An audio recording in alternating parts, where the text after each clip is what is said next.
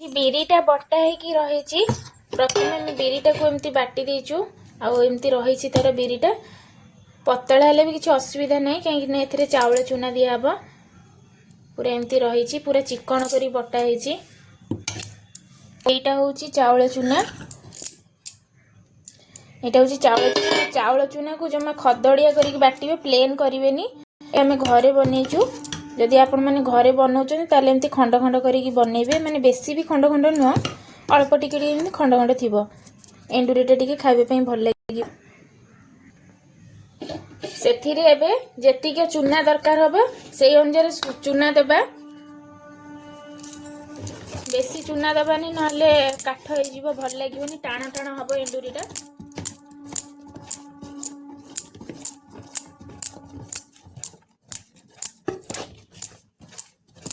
ଗୋଟେ ହାତରେ ଚୁନାକୁ ଢାଳିବେ, ଆଉ ଗୋଟେ ହାତରେ ଫେଣ୍ଟିବେ, ତାହେଲେ ଯାଇକି ଭଲ ଫେଣ୍ଟି ହେବ। ନହେଲେ ଏମିତି ରହି ରହିକି ଫେଣ୍ଟିଲେ ପୁରା ଗୋଟା ଗୋଟା ହେଇକି ରହିବ, ମିଶାଇବା ପାଇଁ ଅସୁବିଧା ହେବ।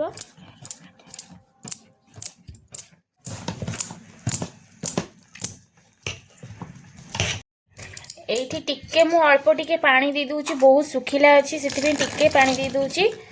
ଆପଣମାନେ ଚୁନା ଦେଖିକି ପାଣି ଦେବେ। ଆଉ ଏଥିରେ ମୁଁ ଲୁଣ ଦେଉନି, ଏଇଟା ମୁଁ ରାତିରେ ଗୋଳେଇକି ରଖୁଛି ସକାଳେ କରିବି ବୋଲି। ଆଉ ଲୁଣ ଦେଲେ ସେଇଟା ଖଟା ହେଇଯିବ, ସେଥିପାଇଁ ରାତିରେ ଆମେ ଦେଉନୁ ଲୁଣ। ଯେତେବେଳେ କରିବୁ ସେତେବେଳେ ସାଙ୍ଗେ ସାଙ୍ଗେ ଗୋଳେଇକି ଦେଇଦେବୁ। ଆଉ ସୋଢ଼ା ବି ସେମିତି ଦେଇଦେବେ।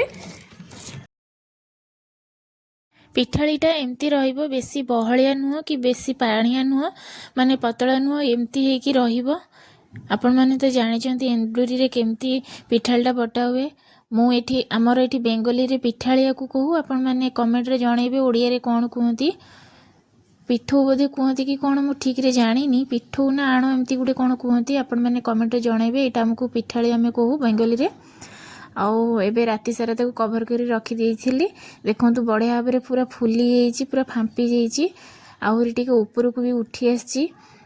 ଏଠି ଟିକେ ବିରି ଭାଗଟା ଟିକେ ବେଶୀ ଥିଲା, ସେଥିପାଇଁ ଭଲ ଭାବରେ ପୁରା ମାନେ ସଫ୍ଟ ପିଠାଳି ପୁରା ଆମର ହେଇଥିଲା। ଯେଉଁଟାକି ଆପଣମାନେ କୁହନ୍ତି କଅଁଳିଆ ଆଉ ନରମ ପିଠା, ସେମିତି ଆମର ହେଇଥିଲା। ଏଠି ମୁଁ ସକାଳୁ ଦେଇ ଦେଉଛି ଲୁଣ ଆଉ ସୋଡ଼ା।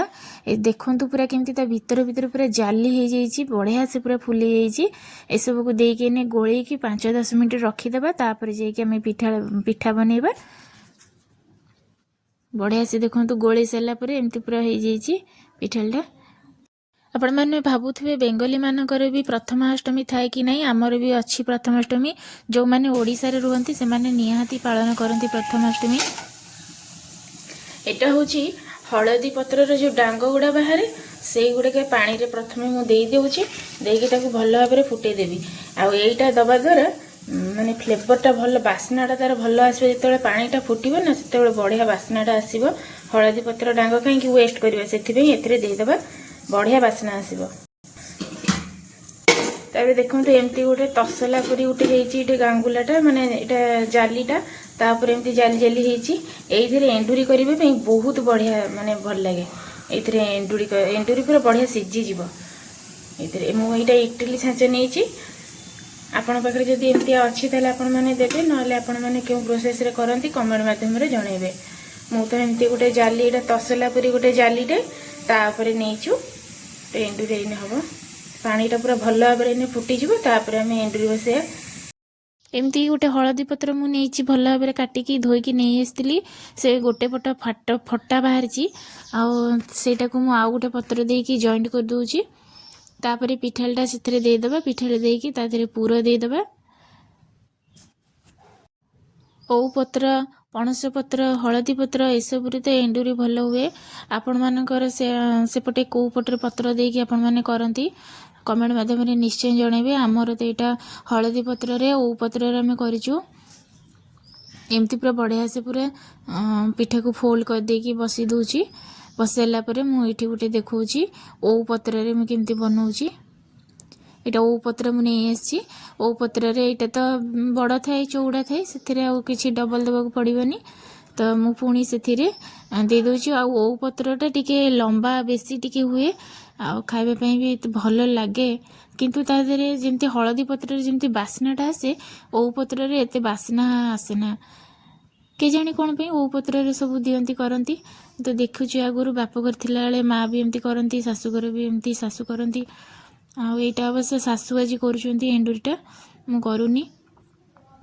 କାହିଁକିନା ତାଙ୍କର ପୁଅ ପଢ଼ୁଆଁ ହେବେ ଆଉ ତାଙ୍କର ନାତି ବି ପଢ଼ୁଆଁ ହେବେ, ସେ ତାଙ୍କର କରିବେ ଆଜି, ତାଙ୍କ ଡ୍ୟୁଟି ଏଇଟା। ଆମର ବସିଯାଇଛି, ଏଇଟାକୁ ଅଥରା କୁହାଯାଏ। ଆଉ ଆପଣମାନଙ୍କର ଓଡ଼ିଆ ଘରେ କ'ଣ କୁହନ୍ତି କମେଣ୍ଟ ମାଧ୍ୟମରେ ପ୍ଲିଜ୍ ଜଣାଇବେ।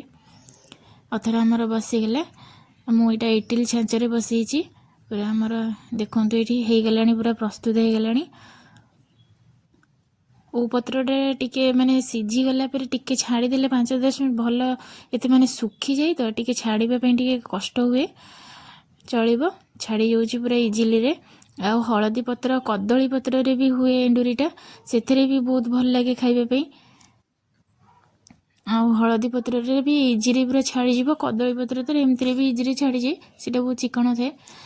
ଦେଖନ୍ତୁ ପୁରା ତାର ପୁରା ପତ୍ରର ପୁରା ଛାଞ୍ଚ ପର୍ଯ୍ୟନ୍ତ ପୁରା ଚାଲି ଆସିଛି, ପୁରା ଡିଜାଇନଟା ତାର ବଢ଼ିଆ ଲାଗୁଛି ପିଠାର। ଏମିତି ଦେଖନ୍ତୁ ପୁରା ଭରା ଭରା ପୁରା ଦେଖାଯାଉଛି। ଆଉ ସବୁଠୁ ବେଶୀ ଭଲ ଲାଗୁଛି ଏଇ ହଳଦୀ ପତ୍ରର ପିଠାଟା, ଖାଇବାକୁ ଯେମିତି ଟେଷ୍ଟ ସେମିତି ବି ଦେଖା ବି ଯାଉଛି ଭଲ।